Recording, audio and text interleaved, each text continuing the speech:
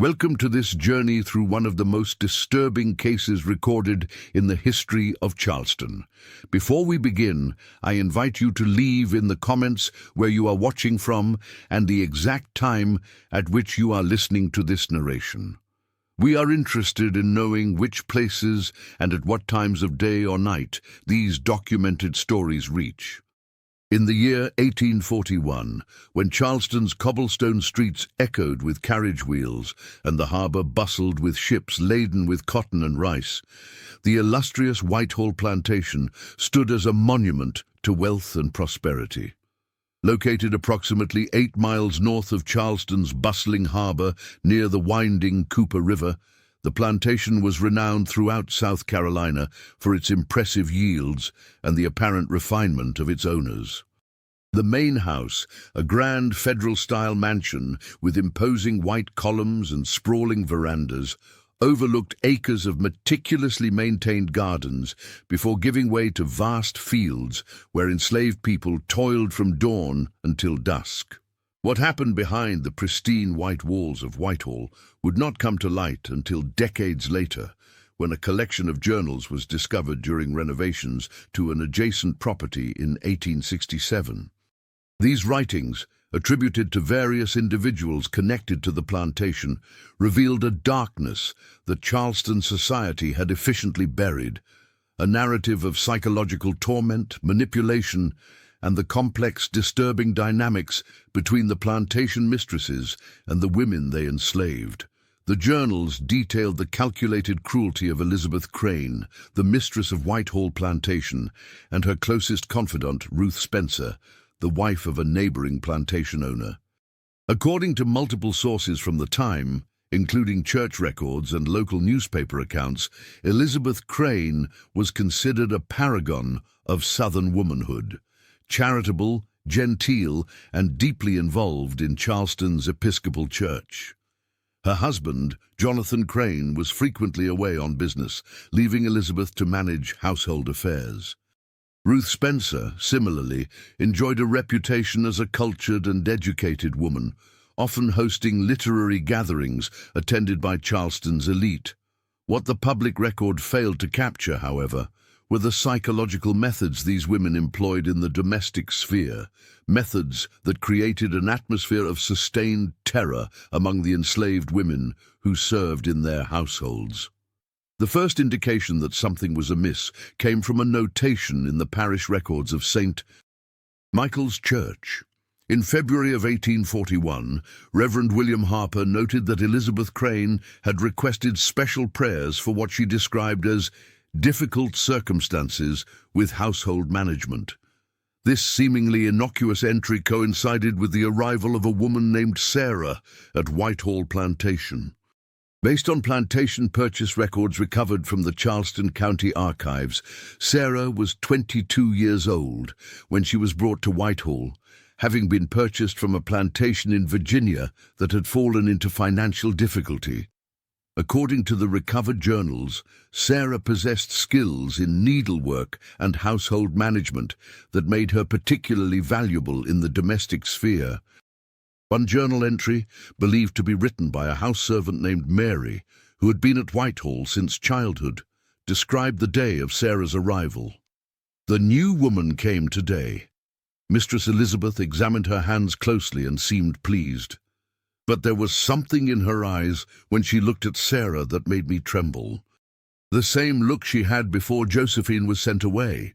The reference to Josephine remained unexplained in the recovered documents until a county death record was located, indicating that a woman of that name had died under unclear circumstances at Whitehall in 1839.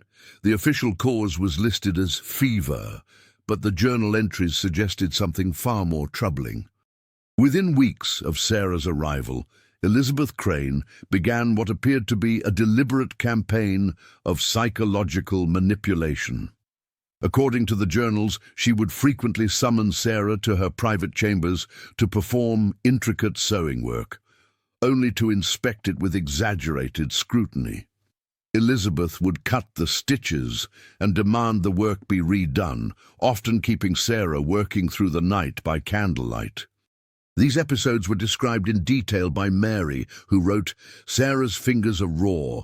Mistress makes her unpick and re-sew the same pieces, even when the work is perfect, especially when it is perfect." Ruth Spencer, who visited Whitehall several times each week, appeared to encourage and participate in these manipulations. The journals described how she and Elizabeth would speak about Sarah as if she were not present, commenting on her appearance, capabilities, and character in the most demeaning terms. This technique, treating a person as if they were invisible while simultaneously making them the subject of conversation, appeared to be a calculated method of psychological control. By April of 1841, the journals indicated that Sarah had begun to display signs of severe psychological distress.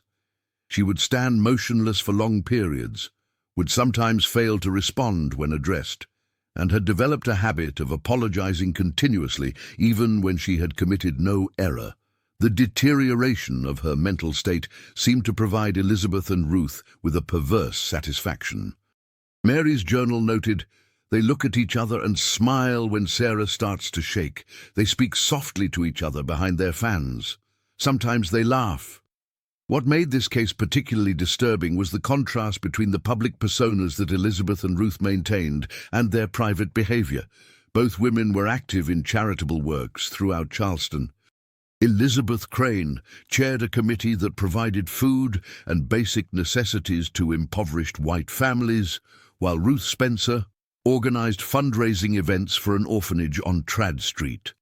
Their reputations remained impeccable within Charleston society, even as they engaged in what modern psychologists would classify as severe psychological abuse within their households. The dynamics of power at Whitehall extended beyond the relationship between the mistresses and those they enslaved. The journals suggested that Elizabeth's husband, Jonathan Crane, was aware of at least some aspects of his wife's behavior, but chose to ignore them. One entry noted, "Master came home early and saw Sarah's condition. He looked away and said nothing. Later, I heard him tell mistress to be more discreet." This complicity through silence appeared to be common among the men of the household and neighboring properties, creating an environment where such abuse could continue unchallenged. By summer of 1841, Sarah's mental state had deteriorated significantly.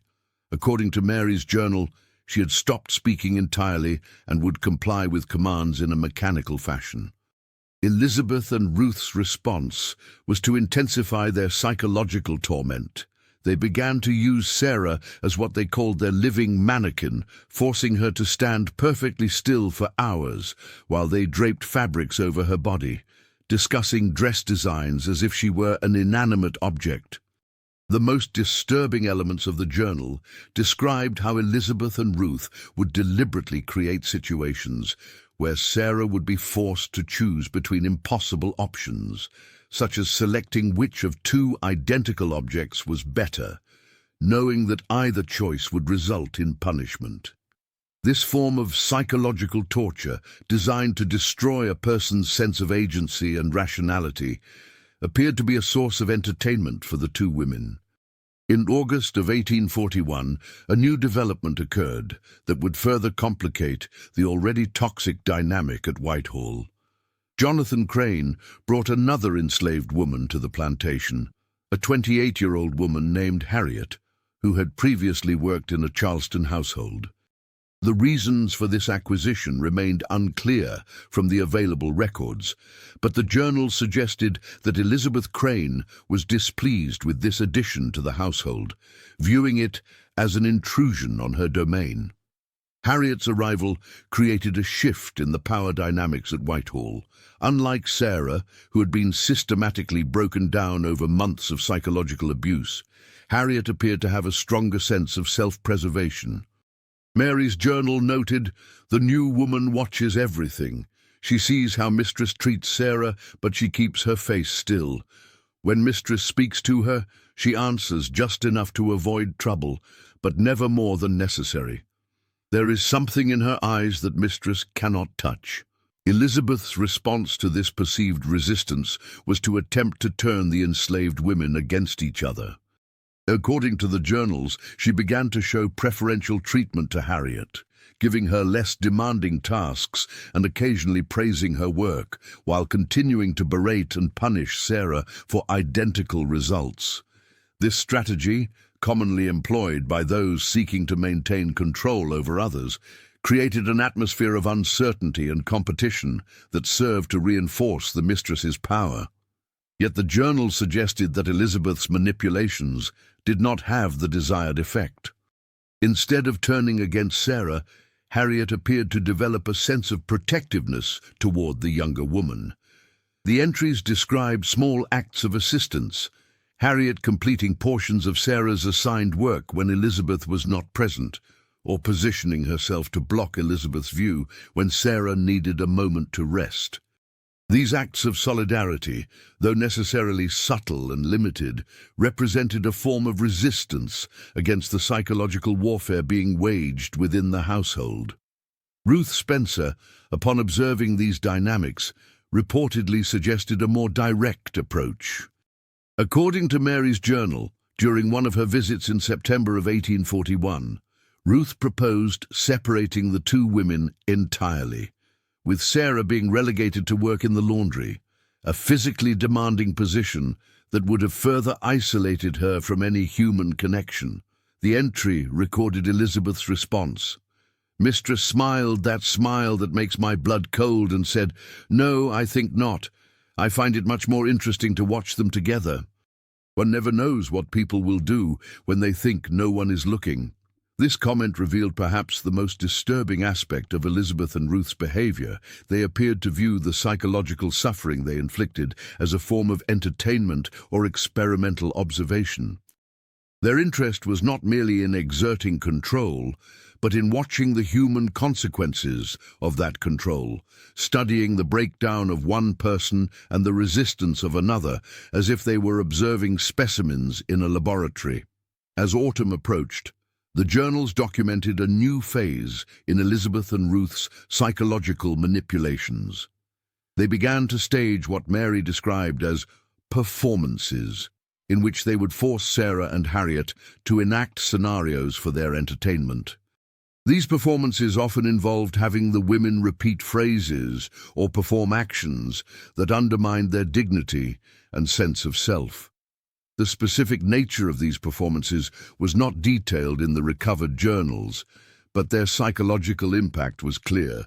Mary wrote, "Sarah shakes for hours after. 4.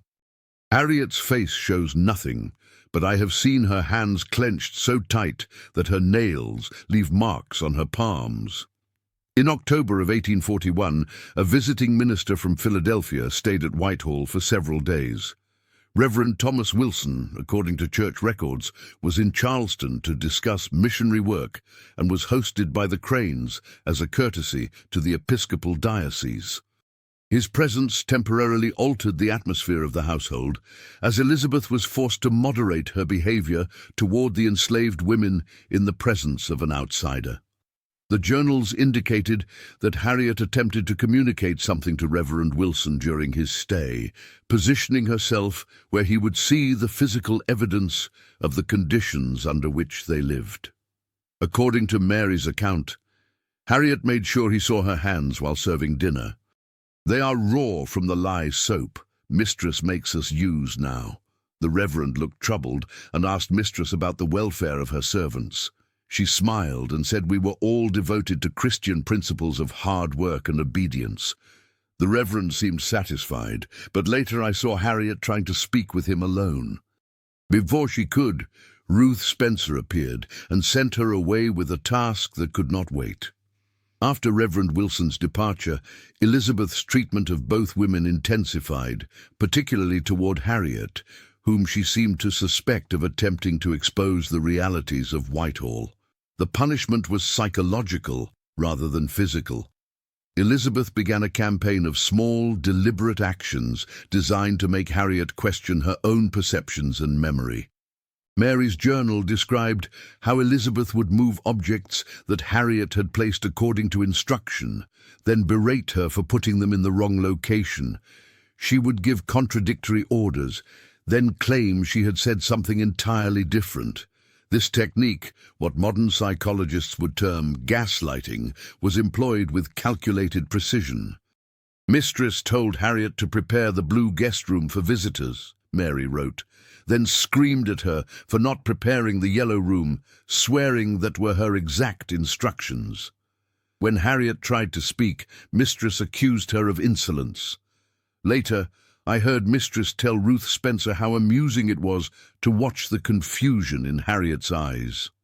By November, the psychological warfare had created an atmosphere of paralyzing fear within the household.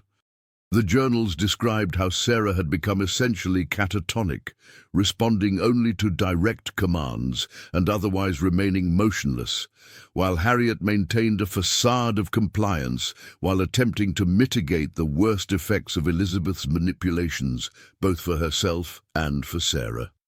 The situation reached a critical point in late November, when Jonathan Crane announced that he would be traveling to Europe on business and would be absent from Whitehall for at least 6 months.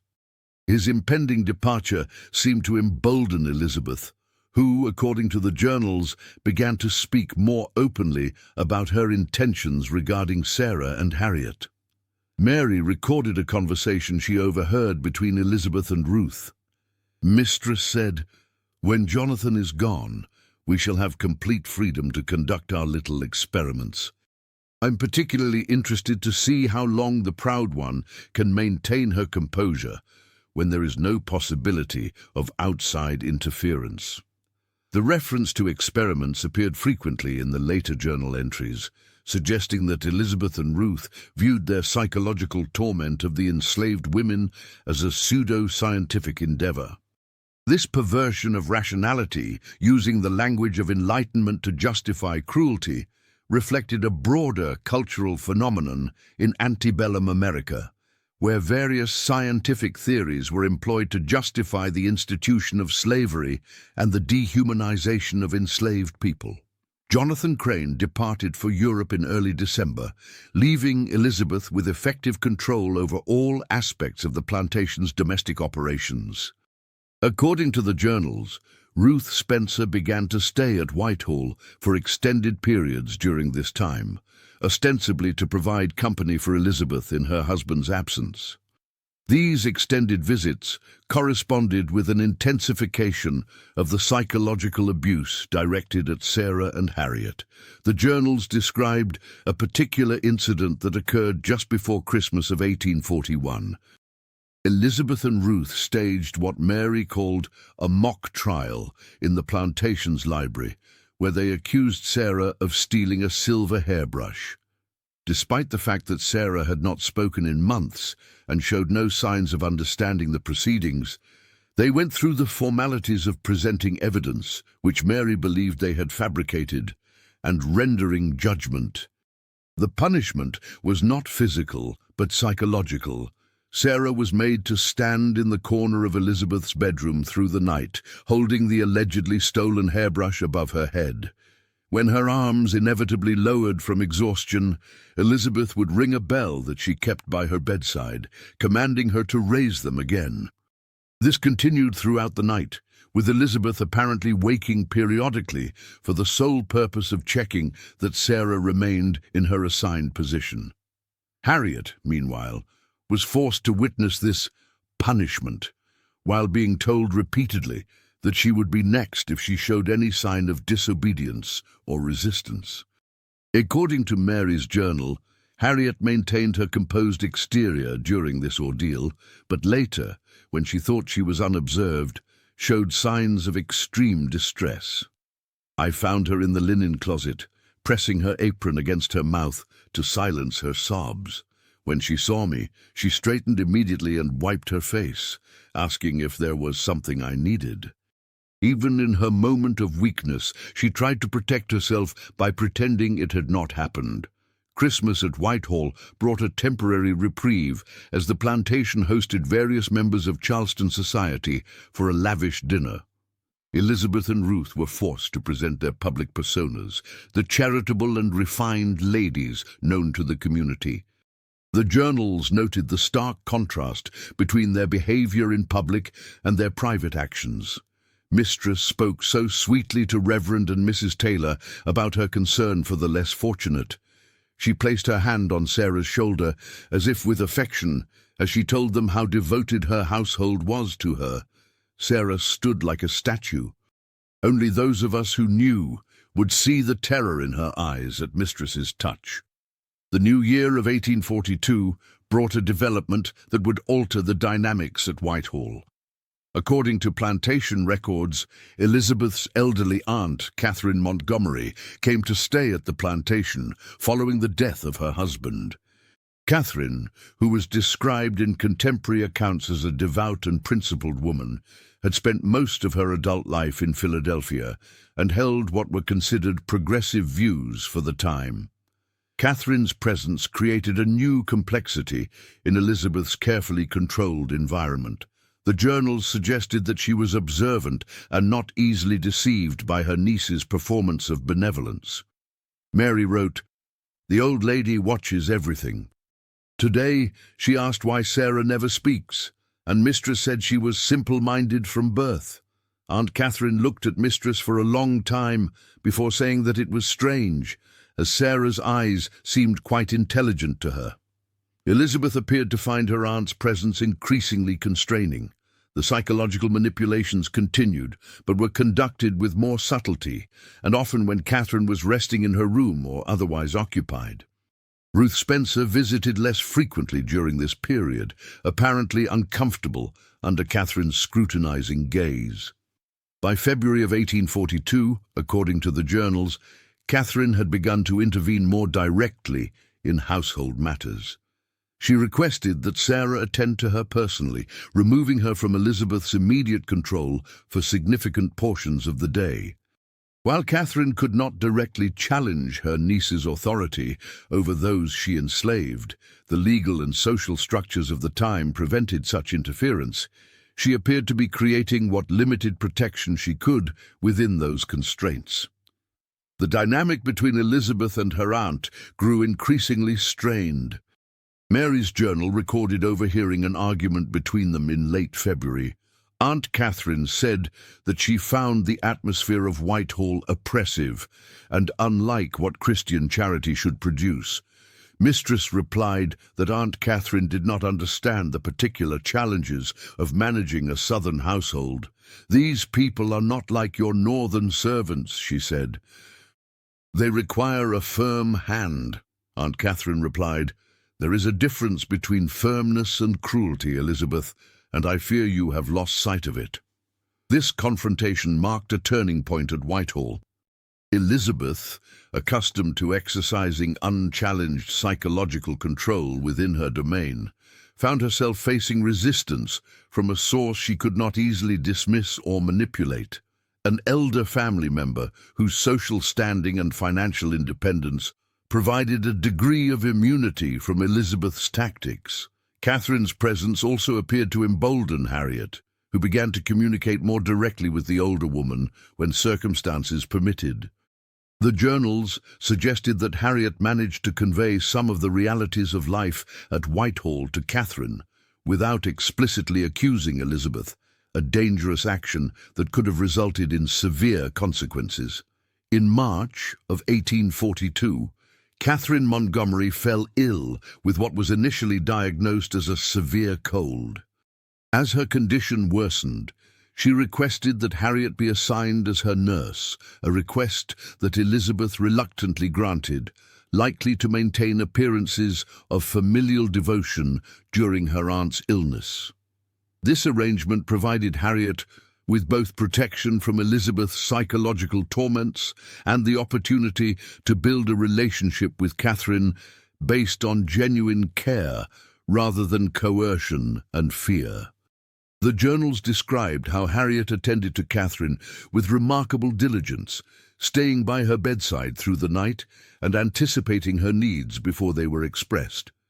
As Catherine's illness progressed to pneumonia, the doctor who attended her, Dr. James Wilson, according to medical records from the period, remarked on Harriet's exceptional care. According to Mary's journal, this praise further agitated Elizabeth, who resented any recognition of Harriet's capabilities that did not come from or through her. By April, Catherine's health had deteriorated to the point where her recovery seemed unlikely. The journals described how, during a period of lucidity, Catherine asked to speak privately with Dr. Wilson. After this conversation, Dr.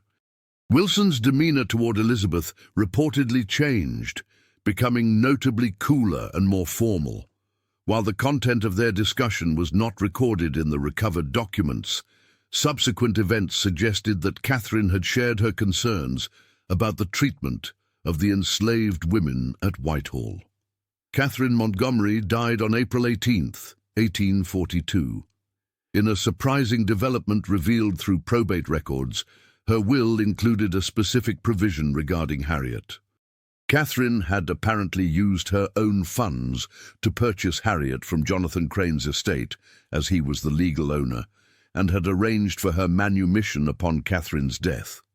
The will also included funds for Harriet's relocation to Philadelphia, where Catherine had connections who would assist her in establishing a new life.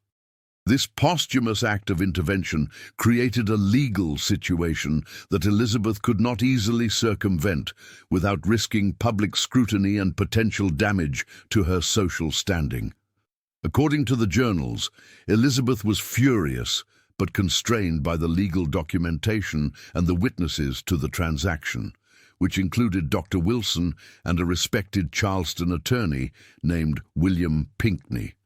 Sarah, however, remained at Whitehall, with no similar protection extended to her. The journals described how, following Catherine's death and the arrangements for Harriet's departure, Elizabeth's psychological manipulation of Sarah intensified, as if in retaliation for what she perceived as Catherine's interference and Harriet's impending freedom.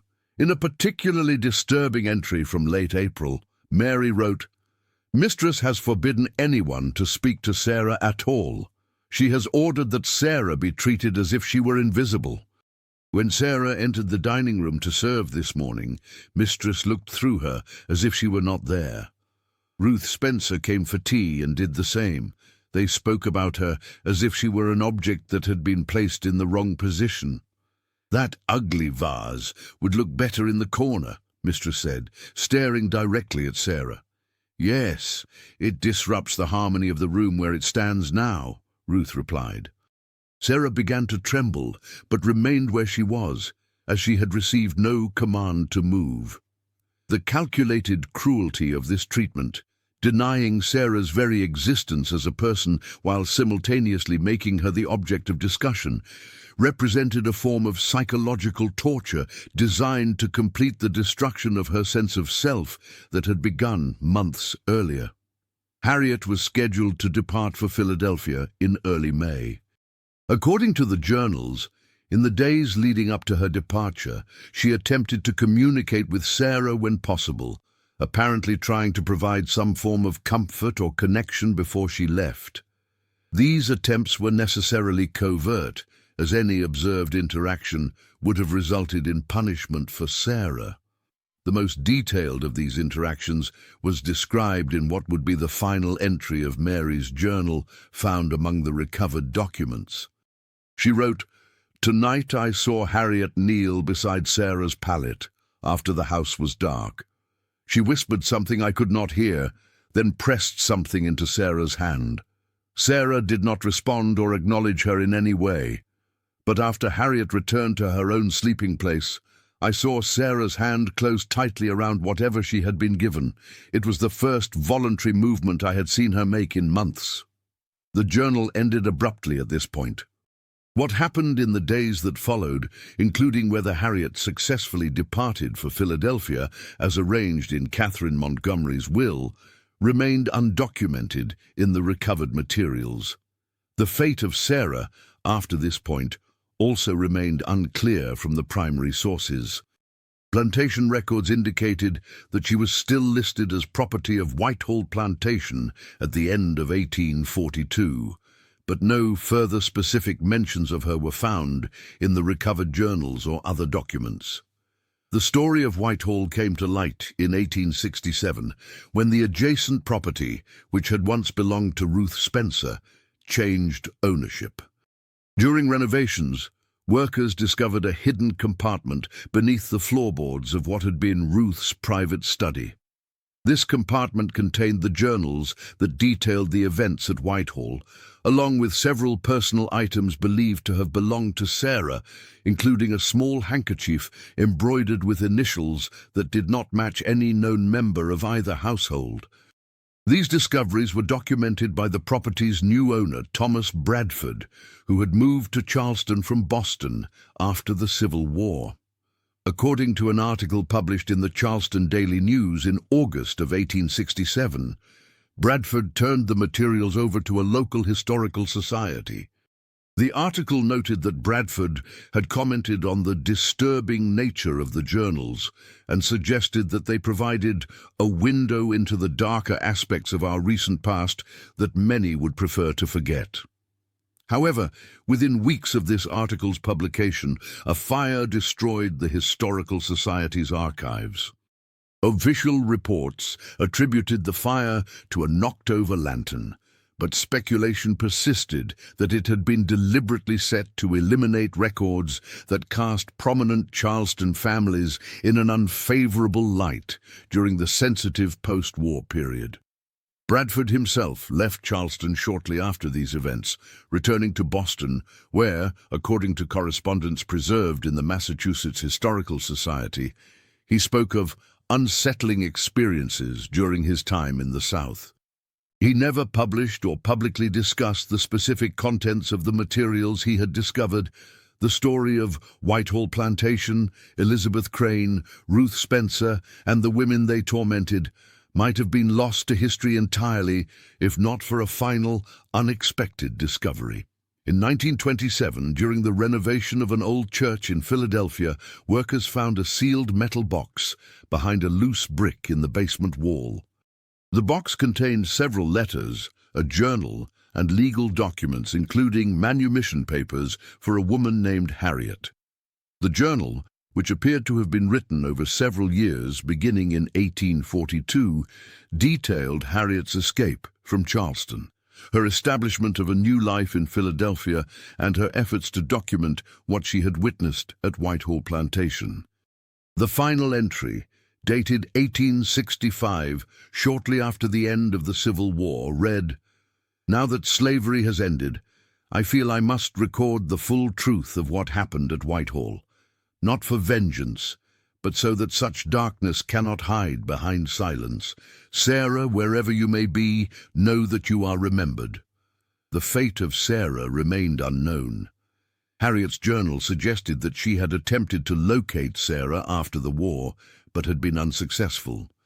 Whether Sarah survived the remaining years at Whitehall under Elizabeth Crane's control, whether she was sold to another household, or whether she eventually found freedom through other means, the historical record remains silent. What survived were the documented methods of psychological control and manipulation employed by Elizabeth Crane and Ruth Spencer. Methods that relied not on physical violence, which would have been visible and potentially damaging to their social standing, but on the systematic destruction of their victims' sense of self, reality, and human dignity. The story of Whiteall Plantation serves as a reminder of the complex and often overlooked dimensions of cruelty that existed within the institution of slavery, dimensions that went beyond the physical brutality more commonly acknowledged in historical accounts. The psychological warfare waged in the domestic spaces of plantations like Whitehall represented a form of violence that left few visible scars but caused profound and lasting damage. Today, the site where Whiteall Plantation once stood is occupied by a residential development. No historical marker acknowledges the events that occurred there. The names Elizabeth Crane and Ruth Spencer appear in Charleston's historical records only in the context of their charitable works and social prominence. Their victims, Sarah, whose last name was never recorded in the recovered documents, and Harriet, whose full name appeared in the manumission papers as Harriet Johnson, remain largely invisible in the official history of Charleston. Yet through the fragmented journals, letters, and legal documents that survived attempts to erase them from history, their experiences provide testimony to both the calculated cruelty of those who held power and the resilience of those who endured, and, in Harriet's case, eventually documented what they had witnessed. Their story reminds us that history is often written not only by the victors, but by those with the social power to control the narrative, and that recovering the full truth requires looking beyond official records to the hidden testimonies of those who were meant to remain silent. In the words of Harriet Johnson, written in 1865, "The truth cannot stay buried forever. Eventually, it finds its way to the light." Researchers at the University of South Carolina, who later examined the recovered documents, suggested that the psychological methods employed at Whiteall were not isolated phenomena, but rather represented a refined version of control techniques used throughout the plantation system. What made the Whiteall case notable was the detailed documentation that survived, providing a rare window into the calculated nature of this psychological warfare. Dr. Eleanor Richards, a historian specializing in women's roles in the antebellum South, published an analysis of the Whiteall documents in 1958 that suggested Elizabeth Crane and Ruth Spencer's methods may have been influenced by broader cultural currents. During the 1830s and 40s, there was growing interest among certain segments of American society in what was then called moral treatment of mental illness, approaches that avoided physical restraint in favor of psychological conditioning. While these methods were ostensibly developed for therapeutic purposes in asylums, Dr. Richards proposed that Elizabeth and Ruth had perversely adapted these techniques as mechanisms of control and punishment. The Charleston Mercury archives from 1841 revealed that both Elizabeth Crane and Ruth Spencer had attended a series of lectures given by a visiting physician from Philadelphia on the topic of modern management of the nervous disposition. This connection suggested a disturbing appropriation of supposedly progressive medical ideas for the purpose of domination and psychological torture. Further evidence of the calculated nature of their methods emerged in 1933 when an antiquarian book dealer in Richmond, Virginia, acquired a leather-bound volume that had once belonged to Ruth Spencer's personal library. The book, published in 1837, was titled Observations on the Management of the Insane and contained numerous marginal notes in what handwriting experts later confirmed was Ruth's distinctive script. Many of these annotations appeared next to passages describing how to break down and rebuild a patient's sense of reality, with Ruth's notes specifically considering how these techniques might be applied in a domestic setting. This discovery suggested that the psychological torment inflicted at Whiteall was not merely intuitive cruelty, but represented a methodical application of contemporary psychological theories redirected toward maintaining control within the plantation household. The notes revealed Ruth Spencer's particular interest in what the text called the management of delusions, techniques for convincing patients that their perceptions were unreliable.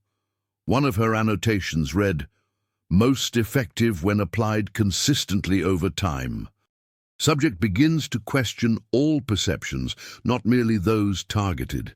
In 1869, 2 years after the discovery of the hidden journals at the former Spencer property, a former enslaved man named Joseph, who had worked as a groundskeeper at Whiteall, gave testimony to a northern journalist collecting accounts of plantation life.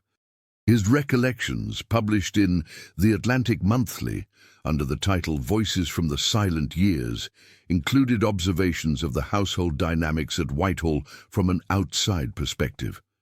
Joseph described how Elizabeth Crane maintained a dual persona that was widely recognized among those she enslaved, Mistress Crane had two faces. The one she showed to visitors and to the pastor was all Christian charity and refinement. The other appeared when no outside eyes were watching. We all knew to be most careful when she was smiling in a certain way. The house people suffered worst. They walked as if on broken glass around her, especially after the quiet one came. The quiet one in Joseph's account was clearly identifiable as Sarah, though he did not know her by name, indicating the degree to which she had been isolated within the household. His testimony provided external confirmation of the patterns described in the recovered journals, particularly regarding Elizabeth's manipulation of her public image and the specific targeting of Sarah for psychological torture. Joseph's account also mentioned Ruth Spencer, whom he described as the shadow that followed Mistress Crane. Where one went, the other followed, and darkness travelled with them. This characterization aligned with the journal descriptions of Ruth as both accomplice and instigator in Elizabeth's psychological manipulations. Perhaps most significantly, Joseph's testimony included a detail not found in the recovered journals, a reference to what happened at Whiteall after Harriet's departure. According to Joseph, Elizabeth Crane's behavior became increasingly erratic in the months that followed. After the older woman died, the mistress's aunt, I believe, and one of the housewomen was sent away, something changed in Mistress Crane. She became careless. The mask she wore for company would slip, even when important folks from Charleston were visiting. People began to whisper. This observation suggested that the loss of both her principal target, Harriet, and the constraint represented by her aunt's presence had destabilized Elizabeth's carefully maintained dual persona. Without these counterbalances, the psychological methods she had refined over years began to affect her own presentation of self, allowing glimpses of her private cruelty to emerge in public settings. Joseph's account continued. By autumn of that year, visitors to Whitehall became less frequent.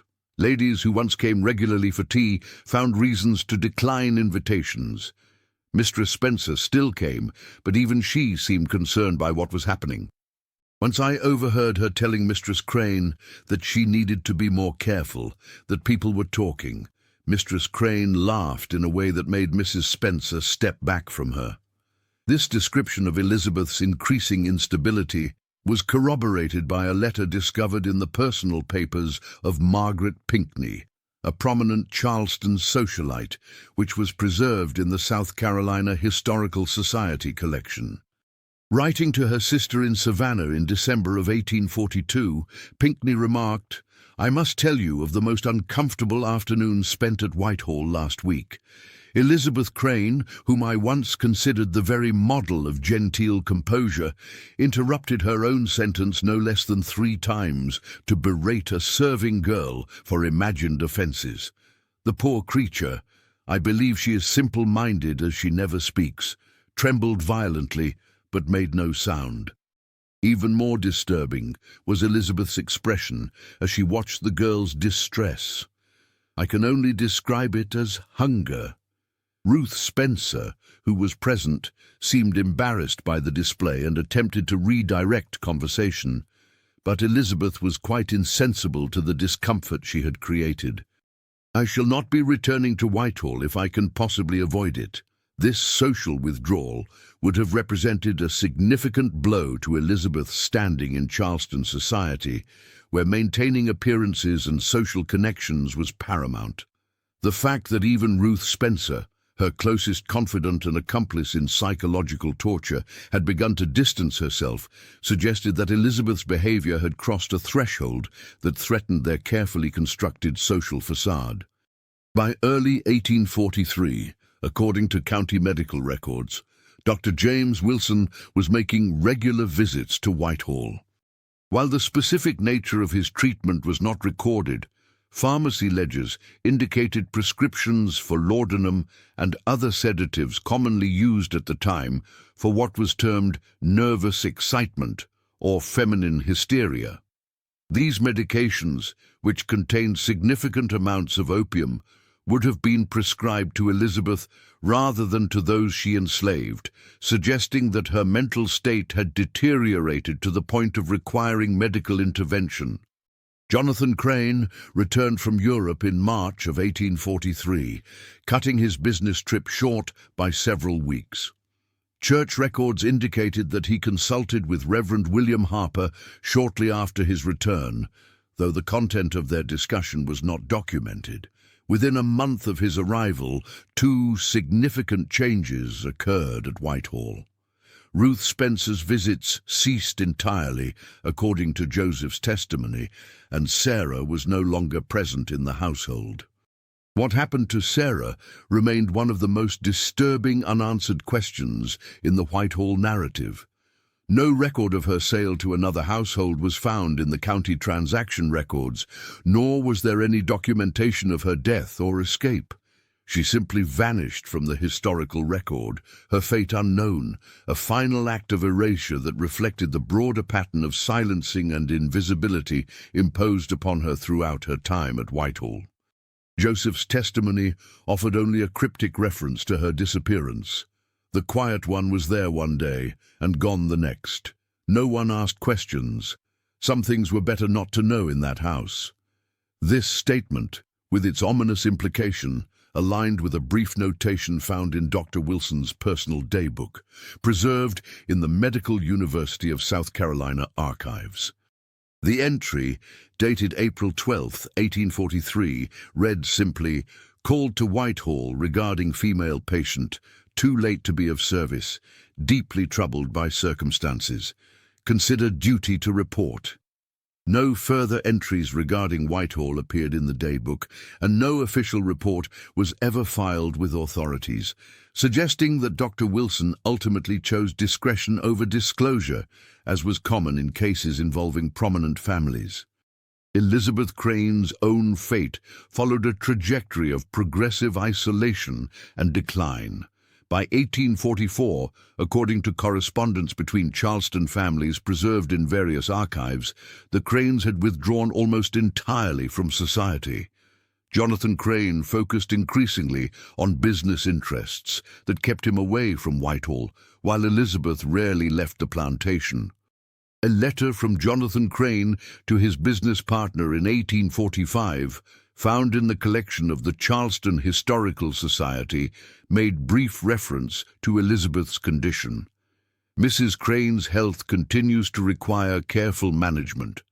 Dr. Wilson visits weekly and has recommended quiet and seclusion as the best course.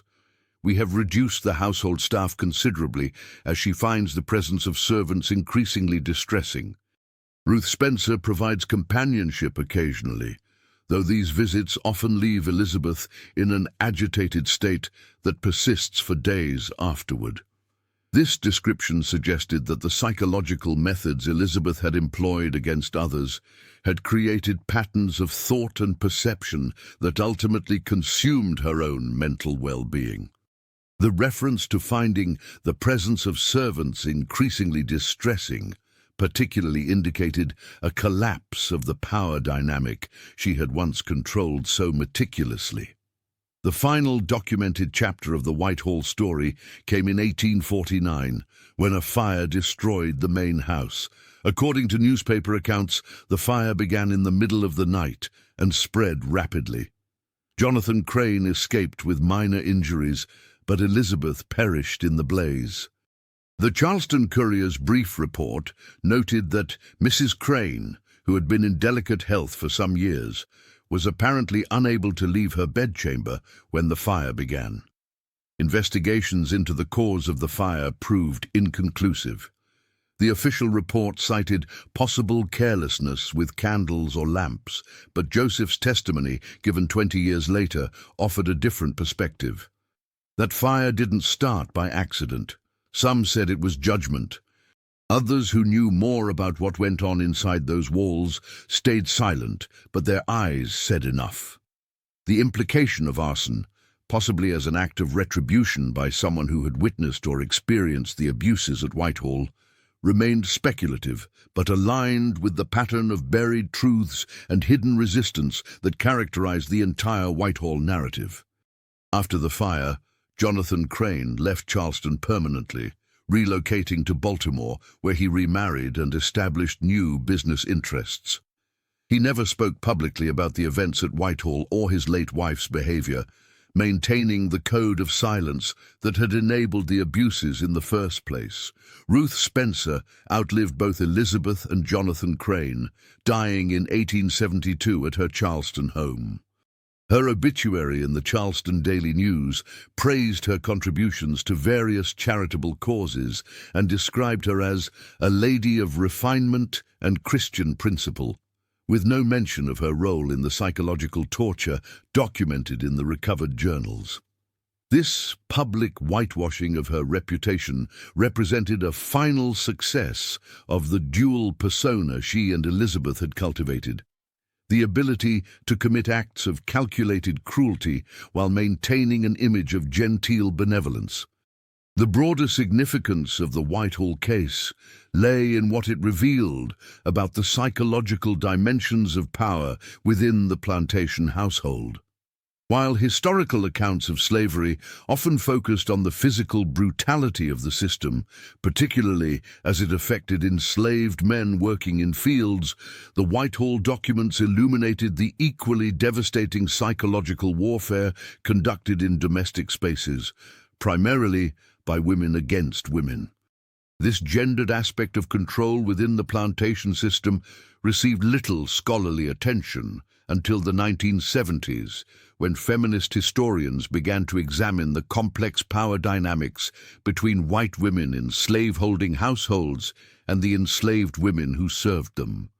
The Whiteall documents provided some of the most detailed primary source evidence of these dynamics, documenting specific psychological techniques employed to maintain control while avoiding the visible violence that might have damaged the perpetrator's social standing. Dr. Angela Thompson, writing in 1984, argued that cases like Whiteall represented a feminized version of the sadism inherent in the slave system, no less brutal for being psychological rather than physical, and perhaps more insidious for operating beneath the veneer of genteel domesticity. Her analysis highlighted how Elizabeth and Ruth's methods allowed them to exercise extreme cruelty while simultaneously performing the role of the refined Southern lady, a dual performance that both maintained their social position and gave them access to victims they could manipulate with relative impunity. The recovered documents from Whitehall also provided insight into forms of resistance that existed within these oppressive domestic environments. Harriet's strategic compliance, presenting a facade of obedience while maintaining an inner core of selfhood that Elizabeth could not touch, represented a sophisticated survival mechanism. Her small acts of assistance to Sarah, conducted at significant personal risk, demonstrated how solidarity could exist even within the most carefully controlled environments. Catherine Montgomery's intervention, limited though it was by the legal and social structures of the time, showed how even those who benefited from the system of slavery could recognize and attempt to mitigate its cruelties. Her posthumous arrangement for Harriet's manumission represented a form of resistance conducted through the very legal frameworks that enabled slavery, using her privilege to create a pathway to freedom that would otherwise have been inaccessible. Perhaps most significantly, the survival of the documents themselves, hidden beneath floorboards, sealed in walls, preserved despite attempts to destroy them, testified to an understanding among those who recorded these events that truth must be preserved, even when it could not be immediately acted upon. Harriet's final journal entry, with its assertion that the truth cannot stay buried forever, reflected an awareness that documentation itself was an act of resistance against the erasure that power often demands. The story of Whiteall Plantation has never entered mainstream historical narratives of Charleston or the antebellum South. The plantation site bears no marker acknowledging what occurred there, and the names Elizabeth Crane and Ruth Spencer appear in local histories only in the context of their social standing and charitable works. This selective remembering, celebrating the public personas while burying the private realities, continues the pattern of erasure that the women themselves cultivated during their lifetimes. Yet through the fragmented documents that survived, Mary's journal, Harriet's testimony, Joseph's recollections, and the scattered official records that corroborated their accounts, the truth of Whiteall has persisted, offering a window into aspects of history that more official narratives have overlooked or actively suppressed. In 1996, during an archaeological survey of the former Whiteall property prior to new development, researchers from the University of South Carolina discovered a small item buried approximately 18 inches beneath what would have been the floor of the detached kitchen building. The object was a simple cloth doll, crudely made from scraps of fabric, with no facial features, but with a distinctive embroidered pattern on what would have been its chest. When cleaned and examined, the pattern was revealed to be a set of initials, S.H. No definitive connection could be established between this object and Sarah, the woman who disappeared from Whiteall in 1843. The initials did not match her first name with any known surname, as her last name was never recorded in the recovered documents. Lydia Montgomery, the archaeologist who led the survey, proposed in her report that the doll might represent a form of bearing witness, a marker intentionally left by someone who knew that Sarah's story would otherwise be erased from the historical record. The careful preservation of this humble object, she suggested, represented a determination that even if Sarah's fate remained unknown, her existence would be acknowledged. This final artifact from Whiteall, a simple doll hidden where it might be found by future generations, provided a fitting coda to a narrative characterized by deliberate erasure and persistent efforts to preserve truth against powerful forces of silencing. Yet the location of the object, hidden beneath a floorboard in an area where enslaved workers would have had some privacy from constant observation, and its deliberate burial suggested an act of commemoration or remembrance. Like the journals concealed beneath floorboards and the testimonies recorded decades after the events they described, the doll represented an insistence that those who suffered at Whiteall would not be entirely forgotten. The full truth of what happened within those walls will never be known. The gaps in the historical record, particularly regarding Sarah's ultimate fate, remain unfilled. Yet through the fragments that survived, we glimpse the complex realities of a system that enabled sophisticated psychological torture within genteel domestic spaces, the calculated cruelty of those who wielded power within that system, and the equally sophisticated resistance of those who endured it. In the absence of complete knowledge, the ethical obligation of historical memory becomes even more essential. To acknowledge what is known, to honor what was preserved against the forces of erasure, and to recognize the voices that insisted on recording truth even when justice seemed impossible. These acts of remembrance represent a belated but necessary response to the message Harriet Johnson left sealed in a Philadelphia church wall. The truth cannot stay buried forever. Eventually, it finds its way to the light. Today, the land where Whiteall Plantation once stood has been transformed into an upscale residential development. The marketing materials highlight the property's historic charm and traditional Southern architecture, with no mention of the psychological warfare once conducted within similar walls. This selective memory, prioritizing aesthetic appeal over historical reckoning, mirrors the broader cultural tendency to romanticize plantation life while minimizing its brutalities. Yet for those who have encountered the Whiteall documents, the historians who have studied them, the archivists who have preserved them, and now those who read this account, the obligation to remember remains. Not merely to acknowledge horror for its own sake, but to recognize how systems of oppression operate through both physical and psychological means, how power maintains itself through selective visibility and strategic erasure, and how resistance persists even in environments designed to crush human spirit. The story of Whiteall, preserved through hidden journals and buried artifacts, serves as a reminder that history's silences often speak as loudly as its documented narratives, if only we learn to listen for what has been deliberately left unsaid.